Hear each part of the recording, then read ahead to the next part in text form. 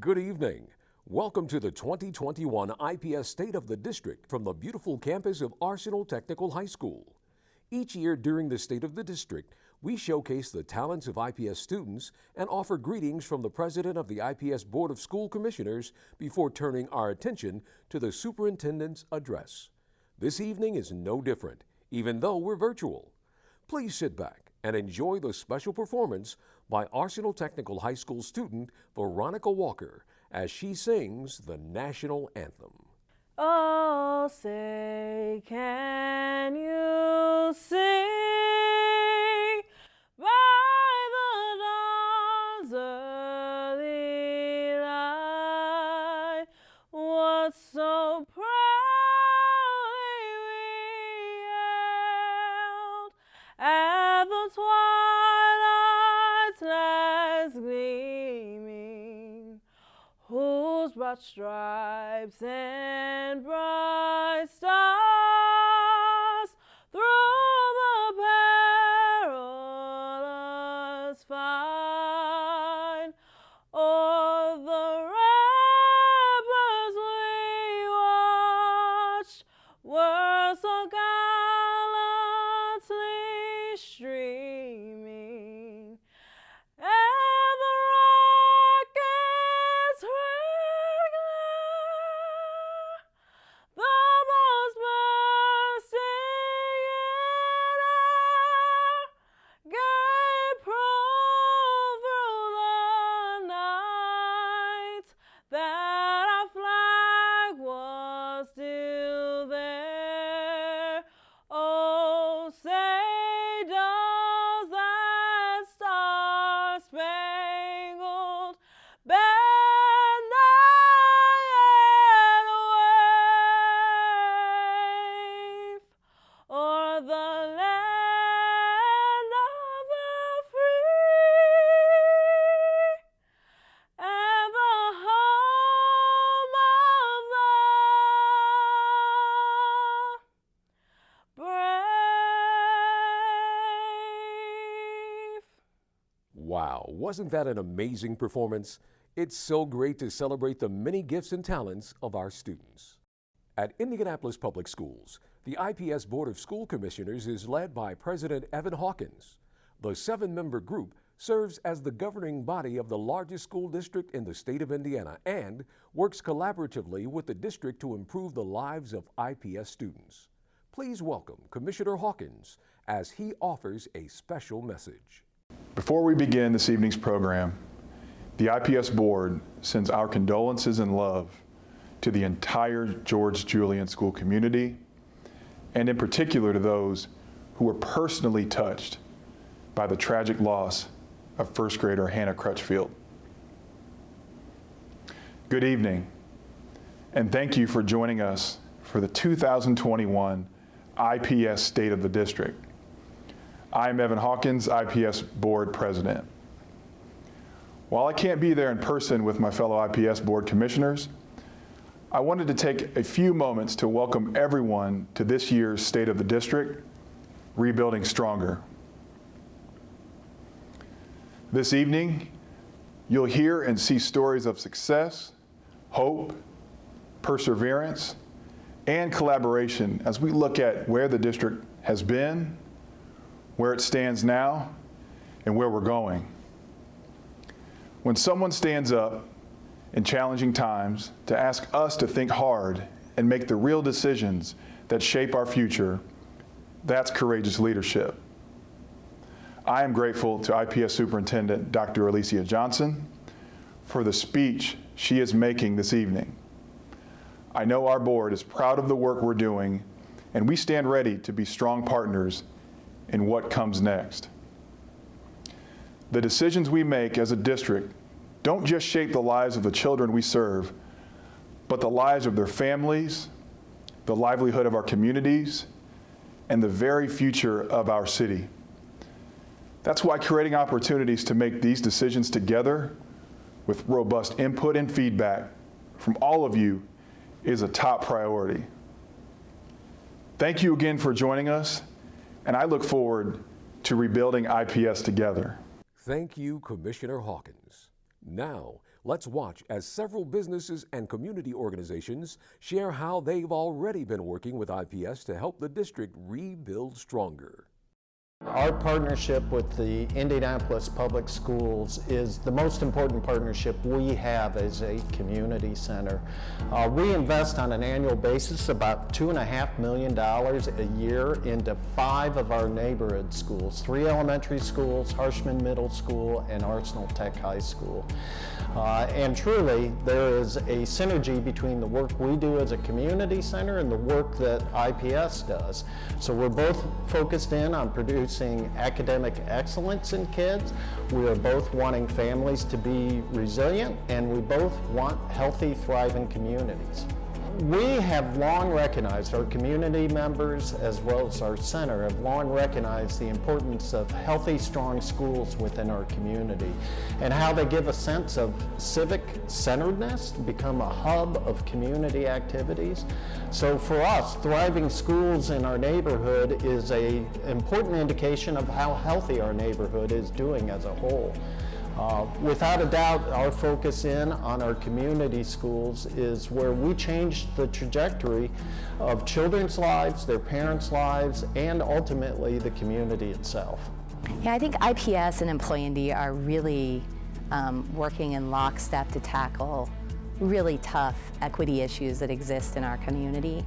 At Employee ND, we believe that we can help students to have more equitable opportunities by exposing them to lots of employers in our community and lots of opportunities that they may not otherwise know exist. Our vision is that all residents in Indianapolis will have access to the education, training, and services that they need to really achieve economic prosperity here in our community.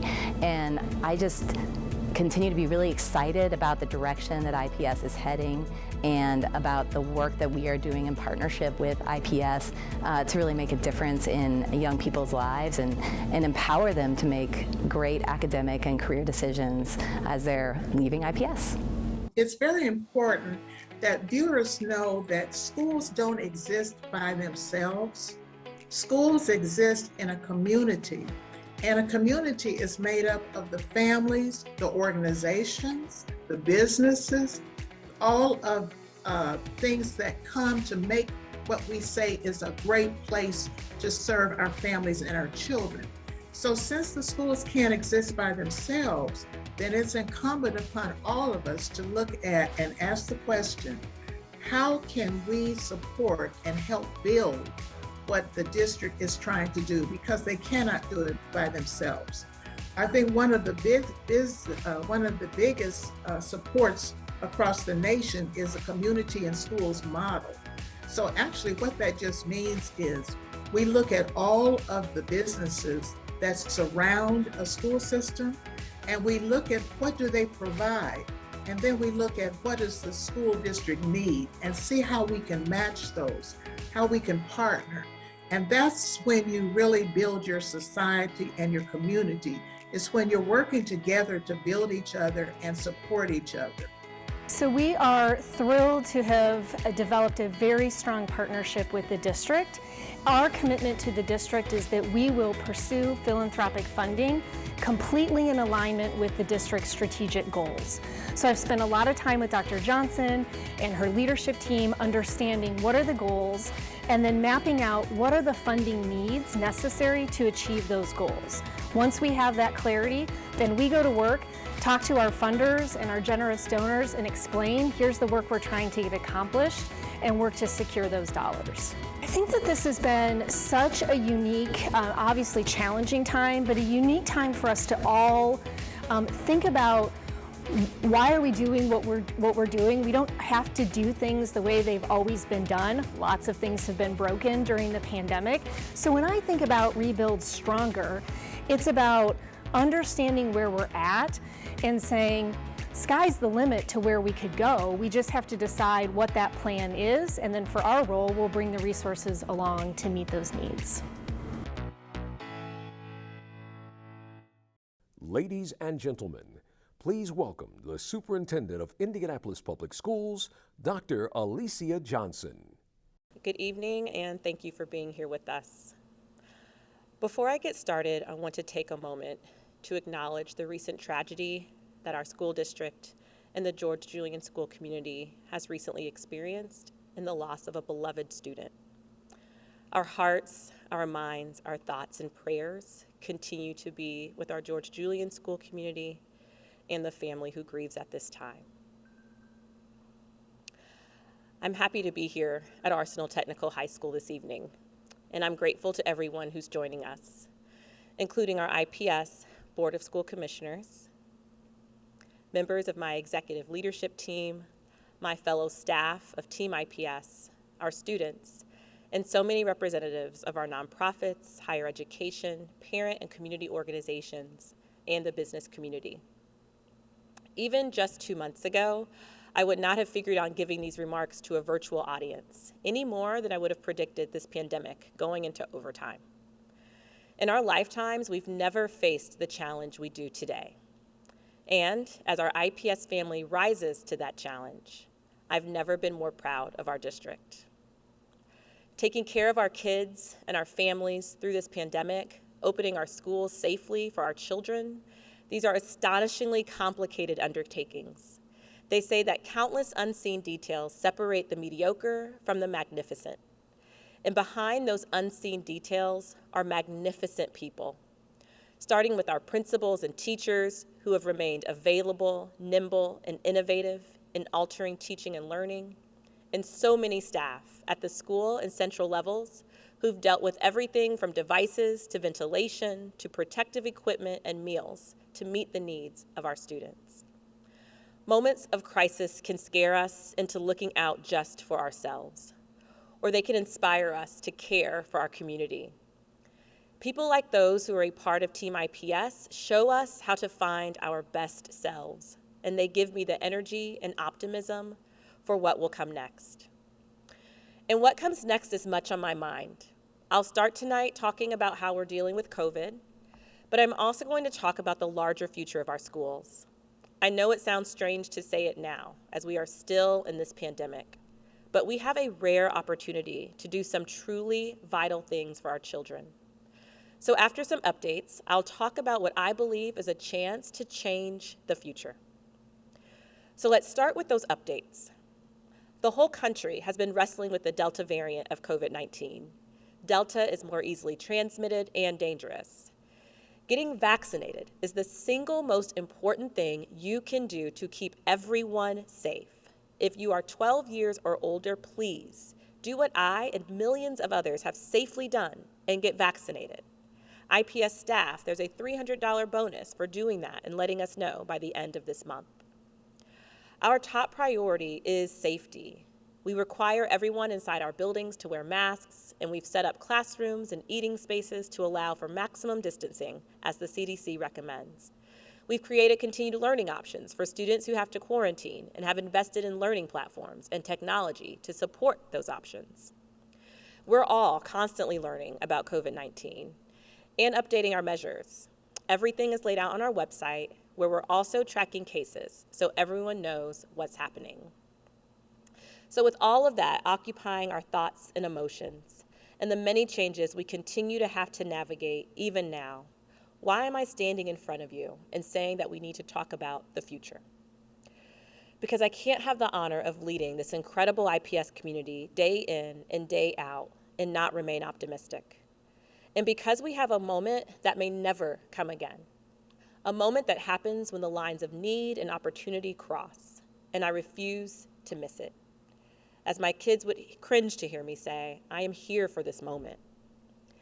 Sometimes we don't choose the moment. The moment chooses us. I'll say more, but in short, it's an intersection of one-time funds, urgent needs, and commitments not to go back to an old, not great normal after this pandemic. My starting point is a deep faith in the power of education and a belief that all of our children can have that opportunity in a way they never have before. I grew up in my mother's classroom. She was a teacher before she became a principal. My grandfather, as you've heard me share before, was one of the first Black principals in my hometown of Evansville. My grandmother was a teacher's assistant, and my other grandmother was my Sunday school teacher. All of them taught me that education has the power to change lives, and our schools do that every day. If you know the names of Senator Richard Lugar, the writer Kurt Vonnegut, or the opera singer Angela Brown, or Sean Smith, Superintendent of the Lawrence Township Schools, or Dina Perry, Tahisha Guthrie, or Lauren Franklin, all IPS principals, ask where they went to school. But we've not yet delivered on that full potential for all of our kids, to give all of them a shot at excellence. The truth is, school districts in this country weren't originally designed to lift every child to her full potential. They were designed to sort children into different kinds of futures. And that sorting had everything to do with neighborhood, race, gender, and wealth. I'll quote from Emma Lou Thornborough, the Indiana historian, describing our district a century ago. Quote, in the upper grades of all elementary Indianapolis schools, girls received lessons in sewing and cooking. Boys, elementary lessons in carpentry and the use of tools.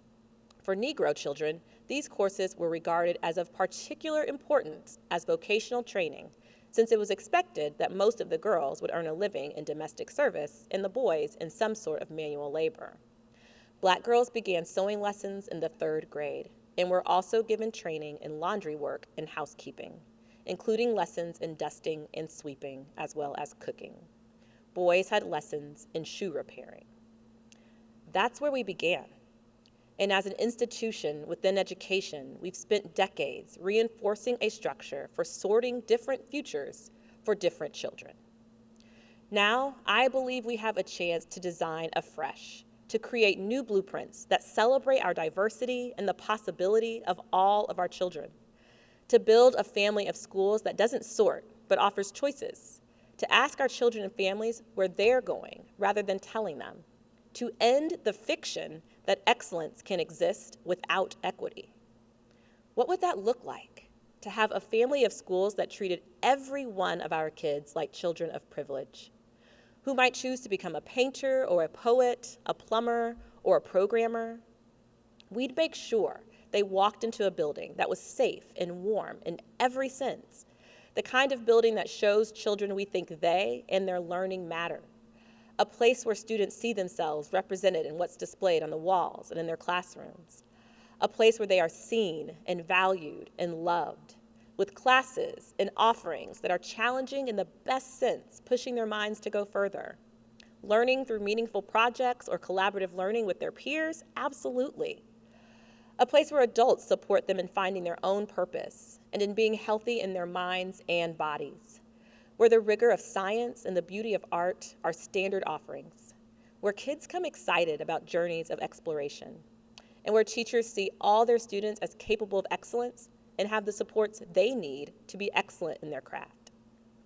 Many of us have been in a school like this before, and we know that feeling. You can't see it, and it's hard to even describe, but it's a feeling you get, not soon after walking through the doors or being greeted by a staff member. And it's a feeling of not just joy, but of connection and community. It's a school that no one would see as a risk or a sacrifice or a trade-off. A school that any family would be delighted to send their children to because everything about that school communicated to their child their inherent value and worth.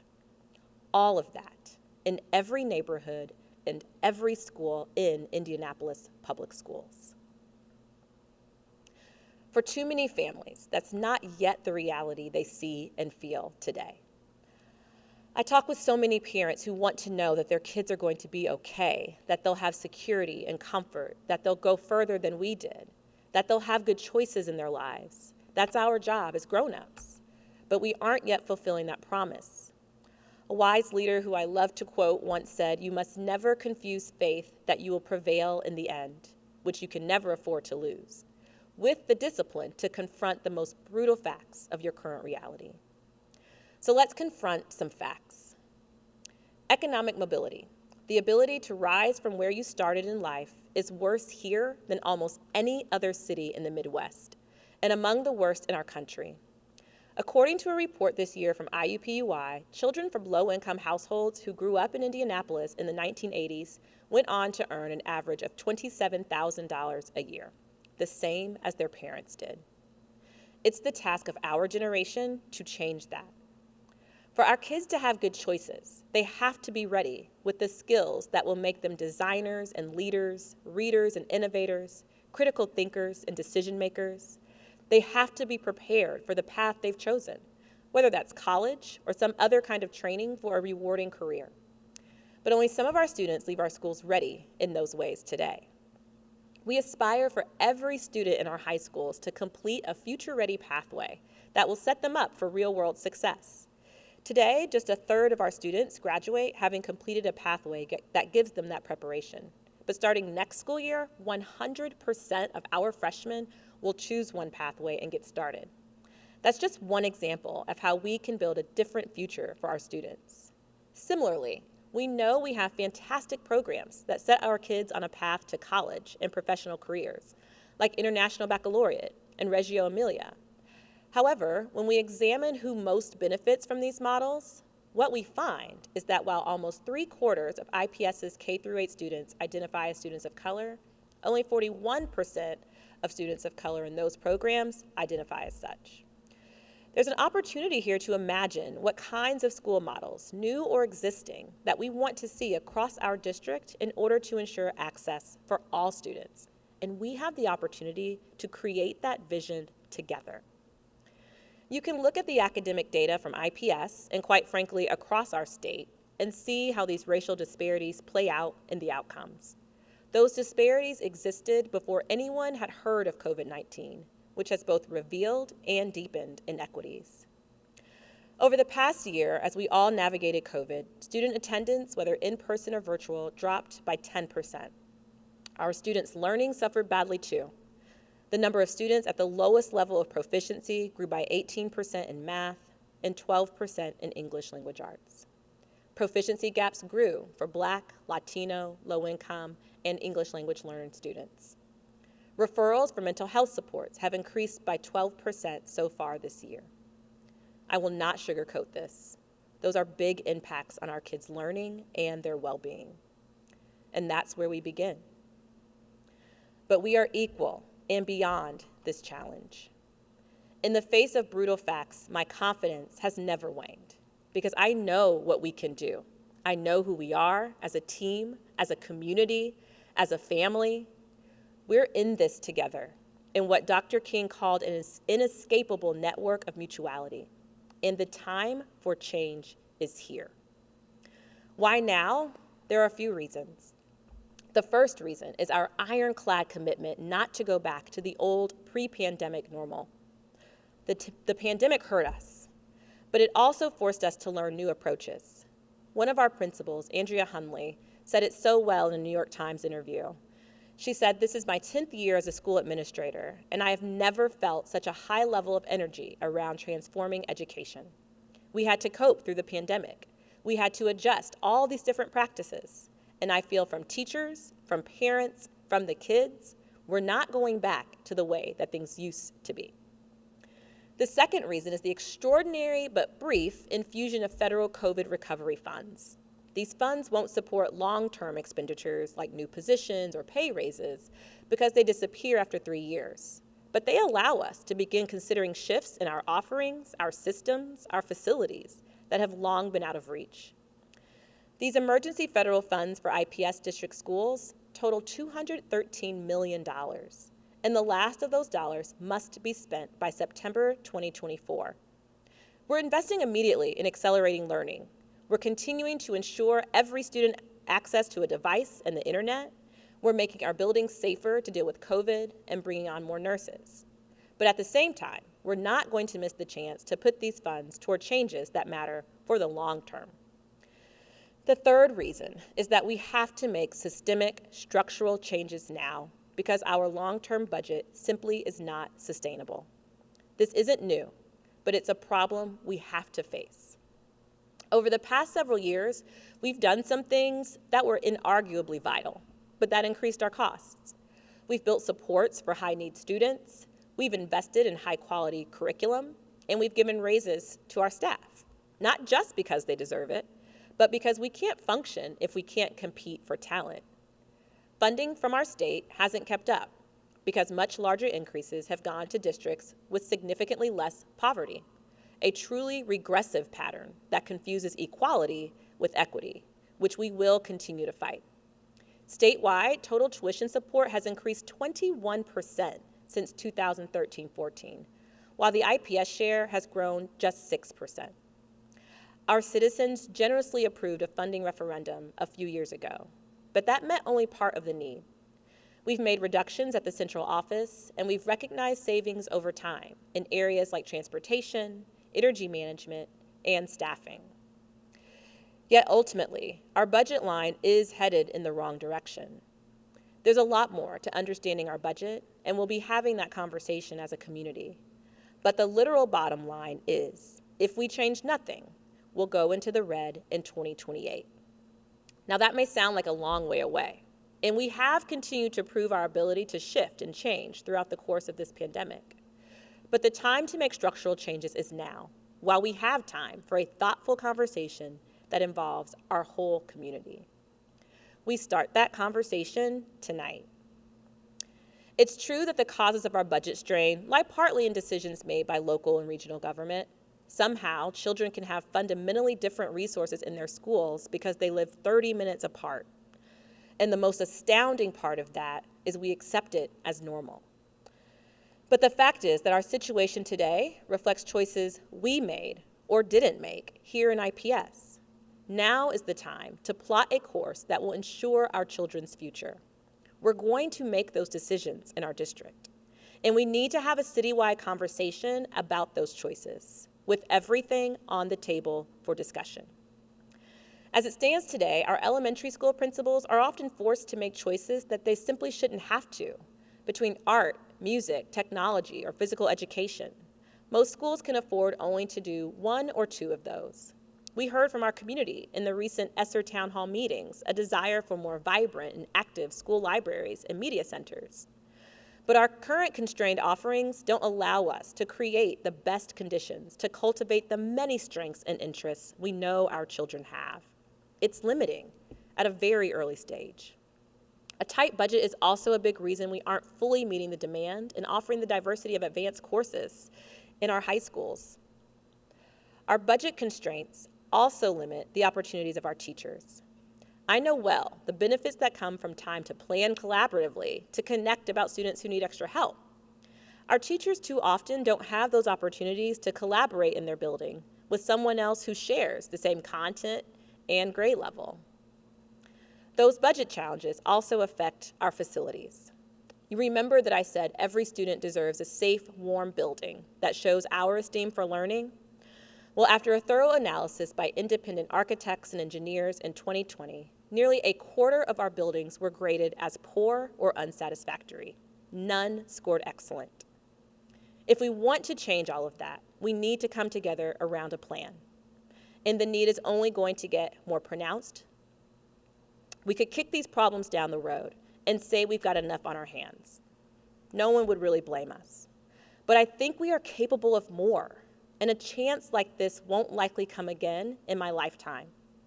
A chance not to fiddle around the edges, but to rebuild, to create the school system our children deserve, a plan that embodies excellence, justice, and sustainability. When I was selected as your superintendent, my mother gave me a plaque, which sits behind me every day in my office. A scripture verse from Jeremiah is on the plaque that I'll share with you. For I know the plans I have for you, declares the Lord. Plans to prosper you and not to harm you. Plans to give you hope and a future. That time to make our plans is now. Plans to give us all hope for all of our futures.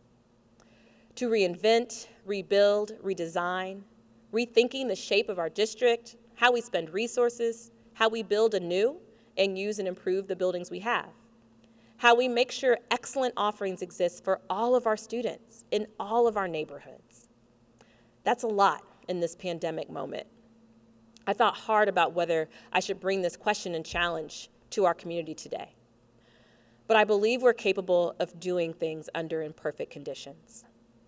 We'll come to you over the months ahead to make decisions in partnership and with the voices of our community at the center, to design in keeping with our values. We'll take the time to make sure our IPS community is heard. And what is clear is the end point, a district that serves all of our students with excellence, warmth, support, and love, sustainably. Excellence together with and because of equity. A district that will never again sort children's possibilities. This is our chance. And as we begin, I want to be clear that there's a bunch of stuff we're not waiting on, that we're putting into place immediately to accelerate learning for our students and to support both children and adults in this enormously challenging time. We're strengthening supports for our teachers through partnerships with TNTP and the University of Virginia. We're making sure every student in every school has rigorous, appropriately challenging curriculum, starting with English language arts. We're leveraging key partnerships with organizations like City Connects and Communities in Schools to provide additional resources and support to our schools who need it the most. We are planning to leverage stimulus dollars to offer tutoring and other extended learning opportunities later in this school year. And we're continuing to provide racial equity training to every staff member and making those opportunities available to parents as well. That's why here tonight, we're launching a year-long process to gather community feedback and perspective about our future, to understand the challenges and trade-offs and solutions, to set a vision together, to say out loud what we value most for our children's education, and to make sure our plans and our budget reflect those priorities. This visioning phase will soon begin with 2 weeks of community conversations hosted by our school board members. These conversations will be offered both virtually and in person in community centers and schools throughout the city. Whether you come to a meeting or join virtually, you can dream and scheme along with your neighbors and our IPS school board. There will also be additional ways to engage and lend your voice and vision throughout the month of October. Following that process, responding to what we hear from our community, we'll begin drafting and sharing potential designs for action, probably after the turn of the year, and then come together around a more complete plan before this time next year. At every step, we'll offer information, including on ways to engage, on our website. We will continue to focus on cultivating the conditions for our students' success, even as we come together around a new blueprint for a family of schools that offers more for everyone, more equitably, a sturdy and beautiful home for our children's hopes, a place where our students will become the leaders, entrepreneurs, visionaries of the future that we'll all live in. Creating a place where skin color and income tell you nothing about what you'll achieve. I certainly cannot promise that this will be easy, but I can promise that we'll do this together, and that together we can create something far better than what was before. This moment has chosen us, and we will rise to it. Thank you so much. God bless you. Now let's do some dreaming together. This concludes the 2021 IPS State of the District. Thank you for joining us, and good night.